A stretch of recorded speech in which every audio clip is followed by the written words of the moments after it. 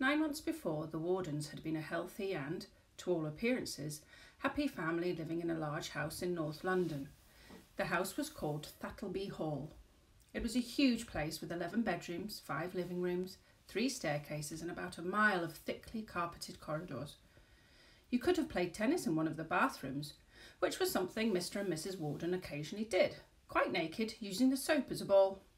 It was also very easy to get lost.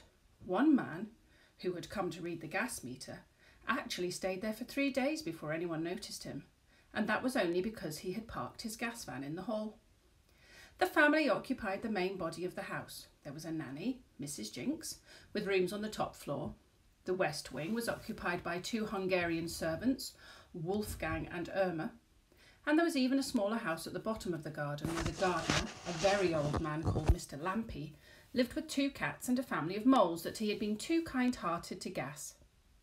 Gordon Warden, the head of the family, was a short and rather plump man in his early 50s. He was, of course, extremely wealthy. "My suits are tailor-made, my private yacht is sailor-made, and I drink champagne like lemonade." This was something he often liked to say. He smoked cigars that were at least 8 inches long, even though he could seldom get to the last inch without being sick. His wife, Maud, also smoked, cigarettes in her case. Sometimes at dinner there would be so much smoke in the room that they would be unable to see each other, and guests would be gasping for fresh air by the time coffee was served. They also saw very little of their only child. They were not cruel people, but the fact that there was no room for children in the world. To Mr. Warden, children meant runny noses, illnesses and noise, which is why he employed a nanny at great expense to handle all that for him. Even so, he always made sure he spent at least 5 minutes with Jordan when he got home in the evening. He nearly always remembered his birthday, and he would smile pleasantly if he happened to pass his son in the street. Mr. Warden was a businessman, but he never spoke about his business. This was because it was almost certainly illegal. Nobody knew exactly what he did, but some things were certain. If Mr. Warden saw a policeman approaching, he would dive into the bushes, and he seldom went anywhere without a luxurious false moustache. Mr. Warden loved luxury. As well as made-to-measure suits, he had a liking for silk shirts and shoes made from endangered species. He had a gold tie, a gold signet ring, and 3 gold teeth. He was particularly proud of the teeth, and as a special sign of affection, he left them to his wife in his will. Maud Warden did not work. She had never worked, not even at school, and as a consequence could not read or write. She was, however, a very fine bridge player. She played bridge twice a week, went out to lunch 3 times a week, and went riding on the days that were left. To amuse herself, she had piano lessons, tennis lessons, and trapeze lessons. Sometimes, to please her husband, she would play a Chopin nocturne or a Beethoven sonata, but he actually much preferred it when she put on her spangly leotard and swung in the air, suspended from the ceiling by her teeth. The Wardens had 1 child and weren't even certain quite how they had ended up with him. Although he had been christened Jordan Morgan Warden, he liked to call himself Joe. Joe did not like his parents. He didn't like the house, the garden, the cars, the huge meals, the cigarette smoke, any of it. It was as if he had been born in a prison cell. A very comfortable one, certainly, but a prison nonetheless. All day long he dreamed of escaping. One day he would be a trapeze artist in a circus, the next a flyer in the Royal Air Force. He dreamed of running away to Bosnia and becoming a relief worker, or hiking to the very north of Scotland and looking after sheep. He wanted to be hungry, to feel cold, to have adventures, and to know danger when he was angry, because he knew that as long as he was a child, none of this would be his. The strange truth is that many rich children have a much worse life, and are much less happy than poor children. This was certainly the case for Joe. To look at, he was a rather short boy with dark hair and a round face. He had brown eyes, but when he was daydreaming, they would often soften and turn almost blue. Joe had very few friends, and what friends he did have were unfortunately just like him, locked up in their own homes and gardens. The 2 people closest to him were Mrs. Jinks, his nanny, and Mr. Lampy, the gardener.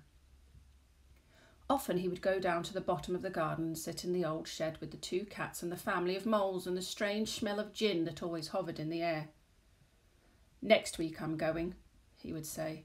"I'm really going. I'm going to join the Foreign Legion. Do you think they take 12-year-olds? "I wouldn't join the Foreign Legion, Master Warden," the gardener would reply. "Too many foreigners for me." "Don't call me Master Warden. My name is Joe." "That's right, Master Warden. That's what it is." This, then, was life at Thattleby Hall, but there was one other member of the family. She didn't live with the Wardens, but she was somehow never far away, and the whole family, everything, would change with her coming. Even the sound of her footsteps approaching the front door would be enough to trigger it off. Scrunch, scrunch, scrunch. Suddenly the sun would seem to have gone in and the shadows would stretch out like a carpet unrolling to welcome the new arrival, Granny. She always came to the house by taxi, and she never gave the driver a tip. She was a short woman, and every year she seemed a little shorter. She had wiry silver hair which looked all right from a distance, only when you got closer you could see right through to her speckled pink surface of her skull. Her clothes, even on the hottest summer day, were thick and heavy, as were her spectacles. These were enormous, with bright gold frames and 2 different sorts of glass. Once, just for a joke, Joe tried them on. He was still bumping into things 2 weeks later. Her real name was Ivy Kettle. She was Mrs. Warden's mother, but nobody had called her that since she had turned 70. From that time on, she had simply been Granny. Not Grandma, not Grandmother, just Granny. Somehow it suited her. There was a time when Joe had liked his Granny and had looked forward to her visits. She seemed to take a real interest in him, more so than his own parents, and she was always winking and smiling at him. Often she would give him sweets or 50-pence pieces. But as he grew older, he had begun to notice things about Granny that he had not noticed before. First, there were the physical details. The terrible caves in her wrists where the skin seemed to sag underneath the veins, the blotchy patches on her legs, the whiskers on her upper lip, and the really quite enormous mole on her chin. She had no dress sense whatsoever. She had, for example, worn the same coat for 27 years, and it had probably been second-hand when she bought it.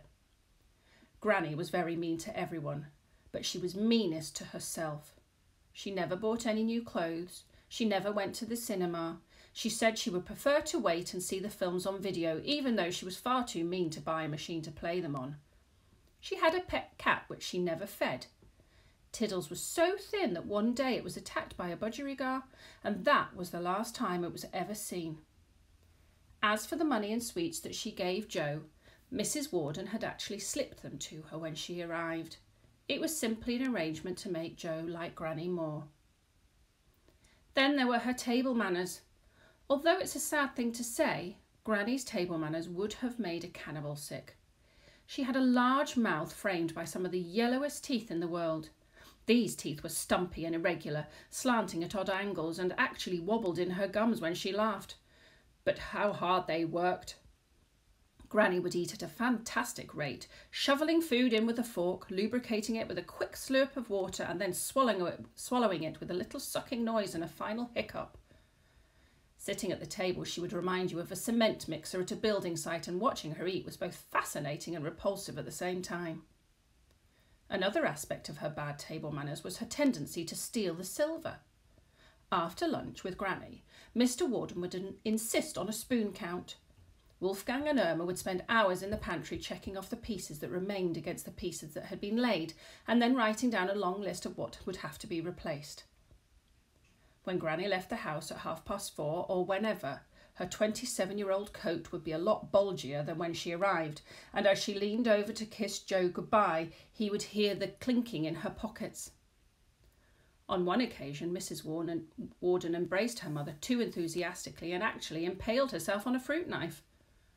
After that, Mr. Warden installed a metal detector in the front door, which did at least help. But nobody in the family ever mentioned this, either to each other or to anyone else. Mr. Warden was never rude to his mother-in-law. Mrs. Warden was always pleased to see her. Nobody acted as if anything was wrong. Joe became more and more puzzled about this, and more confused about his own feelings.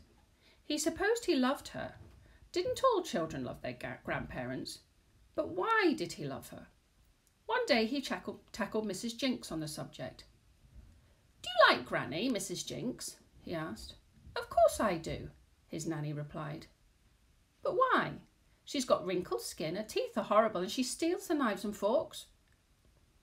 Mrs. Jinks frowned at him. "That's not her fault," she said. "She's old."